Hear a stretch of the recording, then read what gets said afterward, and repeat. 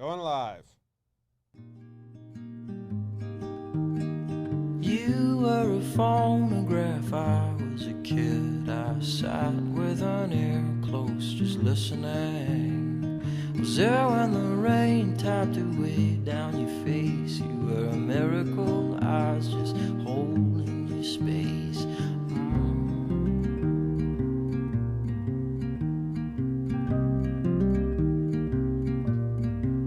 Well, time has a way of throwing it all in your face. The past, she is haunted, the future is laced. Heartbreak, you know, drives a big black car. I swear I was in the backseat, just minding my own.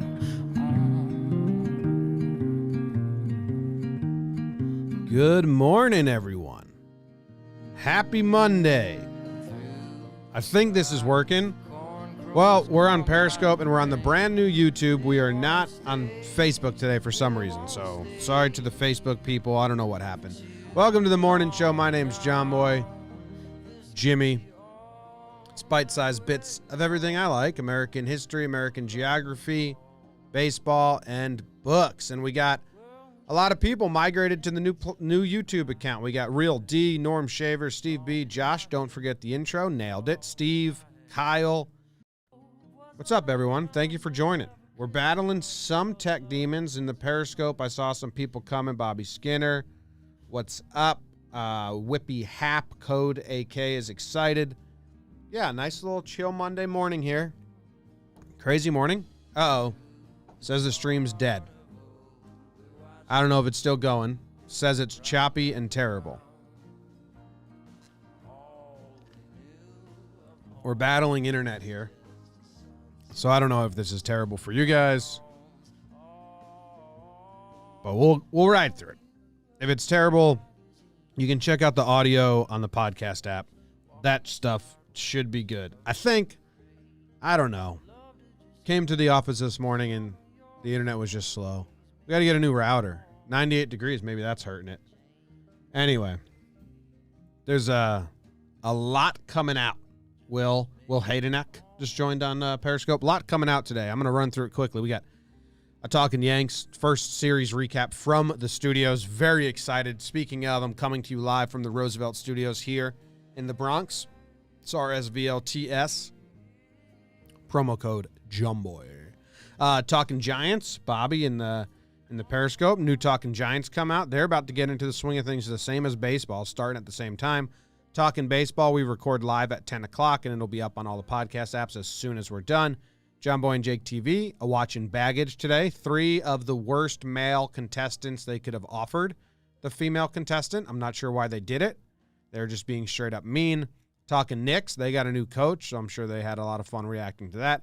Pinstripe Strong, Joe's and the Boy, I bet they're just as excited as we were to discuss this and Talking Sports. So there's a lot going on the network today, which is exciting. And I said that once I got to the new YouTube channel, I was going to switch out the hat for a new one. So here we go. This is a big switch. Prepare to not recognize me. Okay. We've done it. We've gone to a new hat. I kind of like the old one, fit really nice. It was broken in. Perfect on my head. New hat. All right, let's get into it. I'm going to be honest with you guys. I didn't do tons of research on the towns today, and the topics today demand. There's so much to talk about with Creede, Colorado, and Curt Flood. A ton. But I didn't do a ton of research because I know some. And Creede, Colorado, it's 54 degrees and cloudy. Creede, Colorado is awesome. It's like the last silver boom town. It's like the last silver mining boom town, and so many interesting people and stories happened. The guy, his name wasn't even Creede, and he was in the Dakotas. His name was something else. He was in the Dakotas, I think fighting the natives or something, and the love of his life married his brother, and he got all upset, so he changed his name to Creede and went to the mountains to strike for silver. Because at the time, Ulysses S. Grant wanted people to go west and wanted people to prosper and mine silver. So he said that the federal government would buy any silver that you found. Basically, we'll pay you for whatever you find. So, like, silver camps came like crazy. But I'm telling you, there's so many interesting things about Creede. They were called string towns. Like, look at the shape of the town. And this wasn't the original shape. The original shape was they would just build towns over the creek, like in these canyons.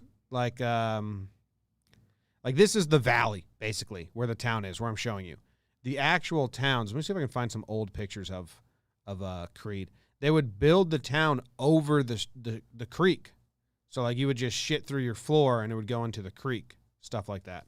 Let me see, Creede, Colorado, string town. Let me see if that helps. So the towns were, like, super tiny. Here we go. Here's a good picture. Whoa.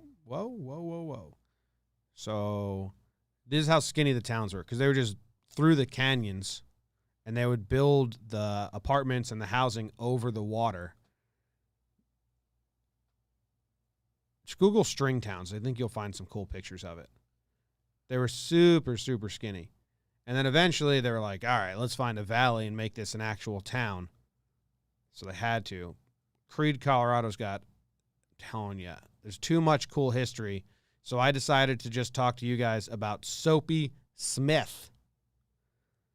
Soapy Smith.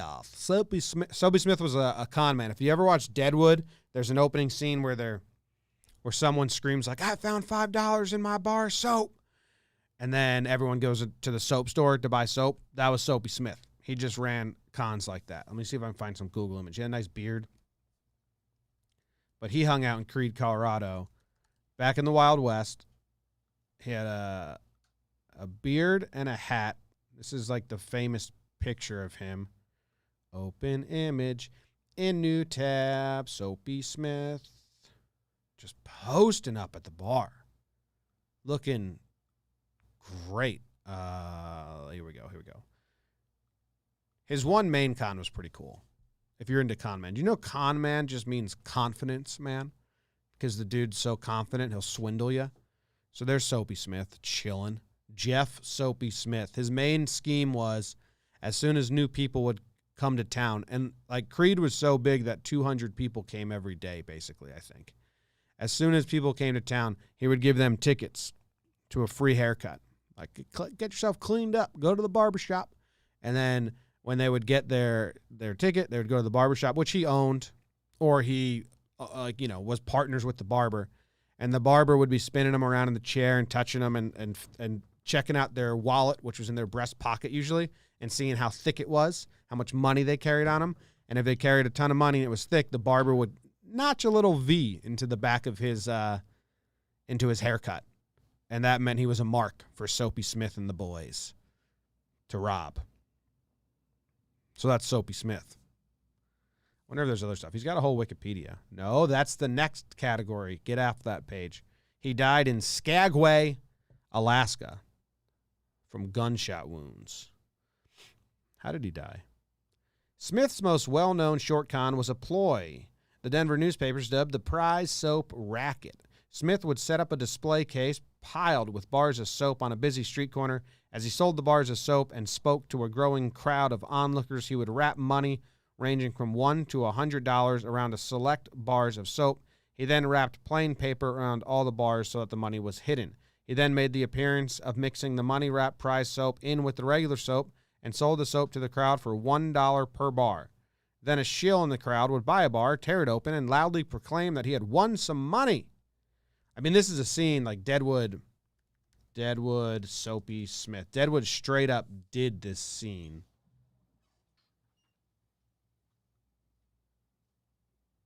You motherfucker. Show me the... Oh, this is cool. Saw a lot of old pictures. Look at this bar. That place is tiny. Dogs. Isn't it crazy that you're just born in the town, you're just born in the time you're born in? Oh, there's Soapy Smith's dead body. Okay. That kind of just snuck up on us. Here's the Deadwood scene. At his flanks. Private. Thank you, Charlie. Soap with a prize inside. You got any prizes in that meat there, Captain? Friend, I got soap with a prize inside. You were told to keep an interval between. Well, soap with the prize inside. Soap with a prize inside. It's kind of cool. Soap with the prize inside. So that's Soapy Smith. And he died. He got shot. Let's see. How did he die? On July 1898, John Douglas Stewart, a returning Klondike miner, came to Skagway with a sack of gold valued at $2,700. 3 gang members convinced the miner to participate in a game of 3-card Monte. When Stewart balked at having to pay his losses, the 3 men grabbed the sack and ran. Then they killed him. Smith's last words were, "My God, don't shoot." That's sad. Because they shot. So, like, he didn't get his last request. Which even murderers on death row get, usually. Unless their last request is also, "Don't kill me." Then they don't get it. Okay, so minor correction there. Well, I wonder how many. That's probably a lot of people. Okay, we're getting morbid, and I'm out, and I want out, and I want out, and I want out. But the next story about Creede that I wanted to do is also about death, because Bob Ford, check this out. I'll show you a picture. This picture of Creede, Colorado, the random town of the day, one of the last great boom towns in American mining history. This picture is the death of Bob Ford. If you don't know who Bob Ford is, he's the guy that shot Jesse James in the back while Jesse James was dusting off a picture frame in his house. And then Bob Ford, the coward, Bob Ford, went on to act in a play nonstop. He just reenacted him killing Jesse James in a play nonstop. And he just boasted about it. He wrote songs about it. And people kind of hated him. And then he was drinking at a bar in Creede. I think it might have been his own saloon. And some dude shot him in the throat so big that his head almost fell off. So we're back to morbid shit. And then people were so excited that, you know, they got the coward Bob Ford, that the whole town of Creede came out and took this picture we're looking at now in front of the saloon where Bob Ford died. I mean, look at the kids on the bottom left. This guy looks like he's got a skateboard or a surfboard. Just a nice rounded plank of wood over here. All of these people look the same. I just think it's crazy that time before us existed and time after us will exist, and I really struggle with that concept. It's pretty easy to get. Just sucks. I want to know everything. Oh, what I'm doing, you guys can't see. I was just slowly scrolling past all these faces. But the way I'm doing it, you guys couldn't see as well. Oh, look at this guy's beard. Got a good beard. Little ZZ Top beard right here. Just hiding it. Beard man. And the audio-only listeners are telling me that I'm being annoying again. Anyway, that's basically Creede, Colorado. There's tons of other stories I could do. I just chose the story of Soapy Smith and Bob Ford dying there. But there's literally endless stories. It's the last boom town, Wild West town, crazy town. Getting some silver. Silver. There's silver in these mountains. Check the soundboard. 1, 2, 3 is the password. Hopefully this is hooked up. Okay, so now the official transition out of that story and into the next begins. And that's all I have to say about that. Smooth as fuck. Curt Flood. Curt Flood was the random player of the day, and producer Luke chose Curt Flood. I wonder if he knows how much of a famous guy he chose. I think Curt Flood's story is really, really well known, especially with the labor negotiations going on right now. Curt Flood was the first guy to say, like, you can't trade me. Like, fuck that. And he fought the reserve clause. He stood up for players' rights in the league. And at the time, even, like, the players didn't have his side because they were like, you're crazy. Why would you buck the system? You're giving us all a bad name. But he challenged a reserve clause, and like, he was the first person to do it and kind of like normalize it. And he went through the whole fight. So, I mean, the main thing about Curt Flood is this. Like, obviously, he was a good player. He played for a while. Then he did this. He got blackballed from baseball. He finally comes back. He doesn't perform. Eventually, he has to go retire in Mexico, I believe, on an island in Mexico, where he just, like, owned a bar and because he got death threats. People hated him. Crazy. He did come back and all that. And then he was the commissioner of the short-lived Senior League, which is what I want to talk about. So the Curt Flood story that everyone talks about is him challenging the reserve clause. It's a great story.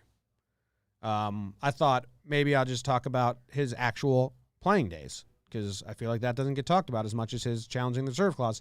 And I was reading his Wikipedia. It said he was the commissioner of the short-lived Senior League, and now I'm super interested in the Senior Professional Baseball Association, because I didn't know this existed, and I want to find out more about it. And I actually am going to read this shit for the first time. The Senior League, it existed in 1989. That's the year I was born. And it was based in Florida, and it was for players aged 35 and over, but catchers could be as young as 32. That's good. Okay. The league began in 1989, had 2 divisions, and a 72-game schedule. That's a lot of games. I wonder how old people were. Raleigh Fingers, Ferguson Jenkins, Vida Blue, Earl Weaver, they all played in it. At age 54, Ed, I'm going to say this last name wrong and everyone's going to get mad at me, so I'm just ditching it, was the oldest player. So 54 was the oldest player. How many seasons did they do? Throughout the season, most clubs struggled with poor attendance, with an average attendance of less than 1,000 per game. I mean, that's really poor. You had some stars out there. Ron Washington was the offensive star, 359. He hit 359. And 73 RBIs. He won the MVP award. Mickey Rivers hit 366. The oldest everyday player in the league at 47, Mickey Rivers. I mean, that adds up. Mickey Rivers goes to Old Timers Day. He's like 90,000 years old. He still steals second base every year in Old Timers Day. He's still just moving. This is pretty interesting. I wonder how many players played. I wonder how many players. Oh, Joaquin Andujar was in this? That'll get the swag levels up. He had 5 wins and an ERA of 1.31. I wonder what the other stipulations were to play in this Senior League, because, obviously you have people that are 35 or up that are really, really good. They're going to play in Major League Baseball. You have, did you have to play in Major League Baseball to be able to play in this league? Is there like a 36-year-old that's good enough to play in the Senior League but not good enough to play in the Major Leagues? Like, can Eric Kratz, catcher Eric Kratz, can he be like, all right, well, I'm done being a quadruple A backup in pro ball. I'll just go crush it in the Senior League. I mean, Kratz is like 38, right? Eric Kratz. He's 40 years old. Is that he's a catcher right now. Is that a better option for him? If this was still around, would Kratzy be ditching MLB for the Senior League and tearing it up? What's the stipulations here? The league's top 4 teams participated in a 3-game single elimination tournament with a rather unusual format. Okay, interested. On February 2nd, the league's second-place clubs faced off. The Explorers defeated the Sun Sox for a chance to face the St. Well, now we got to look at these damn team names. We had the St. Petersburg Pelicans. They came in first place. The Bradenton Explorers. Orlando Juice, OJ. Winter Haven Super Sox. That name sucks, and they came in 4th place, last in their division. And we all agree that the Winter Haven Super Sox is a terrible name. West Palm Beach Tropics, layup name. Fort Myers Sun Sox, bad name. Like Super Sox and Sun Sox, I get you're playing off White Sox and Red Sox, but those are literally, they wore those color socks. I don't know what you're talking about here. Gold Coast Suns, kind of bland. And the St. Lucie Legends. That seems cool. I'm interested in, like, do they have like this on Baseball Reference anywhere? Notable players. I knew nothing about this league. On June 1st, 2008, the Tampa Bay Rays wore St. Petersburg Pelican jerseys to honor the team. They do anything to sell some new jerseys back then, huh? Well, they were good back then. Hey, let's find what these jerseys look like. Can I do Senior League baseball uniforms? Images. Nope, that's Little League, not Senior League. You dumbasses. Like, what do the Bradenton Explorers look like? What the fuck's going on? Bradenton Explorers images. All right, we got a baseball card here. The Explorers wore pinstripes. That's cool. This is going to be hard. I wish there was a website that just had all these. Like the West Palm Beach Tropics. What did their jerseys look like? That's kind of cool. Whoa. Tropic stuff was kind of cool. Are they still making these?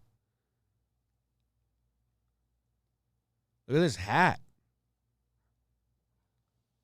For anyone listening, the T in tropics is a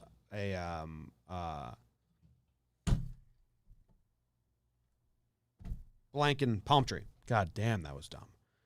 Oh, look at the away unis. I like these. Oh, I like these. If anyone's sitting on a tropics hat, send it my way. Here they are on Raleigh Fingers. Wearing the tropic. Oh, Raleigh. Just looking so damn good. Man. That's the most exciting thing I've seen. Raleigh Fingers in the tropics. Okay, let's find out what yeah, we're doing it. We're officially in. I'm not gonna go down the rabbit hole with you again. I like these Sun Sox uniforms too. They're just like the A's color scheme with Sun Sox. How many more should I look at before we're officially over this? The St. Lucie Legends. I'm guessing the St. Lucie Legends are going to be yellow. That's my guess. St. Lucie, okay. Oh, super boring jerseys. For being Legends. Boring. Orlando Juice. Last one, promise you. And I'm out. Do this on your own time and we can all... Orlando Juice baseball. Kind of funny just to have juice across the chest. Like I like that as well. I'm not against it. I really like the tropics. What's up, Rusty? Rusty just joined the Periscope. All right, so that was Curt Flood, which led us down the rabbit hole of the Senior League, which led us to if someone has a tropics hat. I don't think I can pull it off. What was the team name? West Palm Beach Tropics. If anyone has a West Palm Beach Tropics hat sitting around, we'll have. Book of the day today. Find it. So, quirky talking criminals and hitmen that have like mundane conversations and the juxtaposition of them being on their way to kill someone while debating what a Whopper's called, straight out of Elmer Leonard's playbook. Elmer Leonard wrote a ton of books. Kill Shot's one of my favorite. I don't even know if it is a favorite of people that like Elmer Leonard, but I like it a lot. It's about two hitmen who are going through Missouri to do a job. They run into a construction worker, an iron worker, who stands way up on cranes without harnesses, like a badass dude. His name was Wayne in the book, I believe.